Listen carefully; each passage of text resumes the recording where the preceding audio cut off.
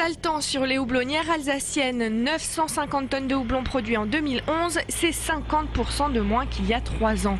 Avec une offre beaucoup plus forte que la demande, les prix de vente restent faibles et n'atteignent pas les coûts de production. Les producteurs souffrent et peinent à boucler les fins de mois. Hubert, houblonnier à Wingersheim, possède 24 hectares de houblon. Son séchoir n'est pas rempli tous les jours. Au mieux 700 kg de houblon au lieu des 2 tonnes durant l'âge d'or. Les rendements étaient très décevants cette année parce qu'ils n'ont pas supporté les 3 mois de soleil sans pluie. C'est-à-dire qu'ils ont fleuri fin mai, ils ont fleuri avec un mois d'avance. Ensuite, ils ont attendu la pluie. Et certes, la moitié des plants sont repartis, ont poussé, et les autres sont restés tels quels. Ça veut dire que les rendements sont plus que médiocres, on n'a jamais vu ça. Ça fait des pertes au moins de 40 à 60%. Ça couvre même pas les frais. Cet hiver, ça va être dur financièrement pour passer l'hiver. C'est vrai que... Et dans ce contexte, ça ne m'étonnerait pas que beaucoup d'exploitants vont arrêter. Le temps n'est pas l'unique responsable. La concurrence internationale est sans merci pour les houblonniers régionaux. Il y a 3 ans, des acheteurs américains lâchent les producteurs et leur fameuse variété Strieselspalt. Certains exploitants voient 70% de leurs ventes partir en fumée.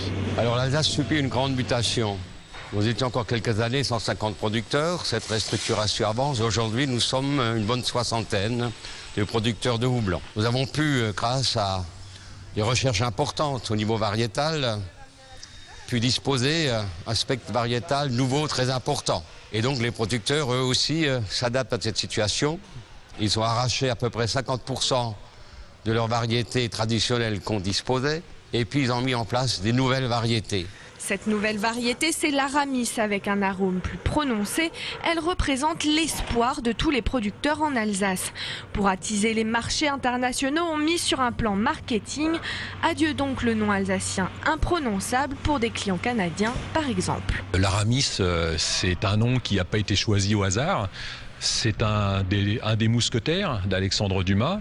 On veut, quand on va aller sur ces marchés à l'export, donner quelque chose qui a une intonation française, parce qu'on sait que la France, c'est quand même le symbole du luxe, de la qualité, etc. Cette force qu'on veut donner avec quand même une touche de délicatesse par l'arôme qu'elle présente.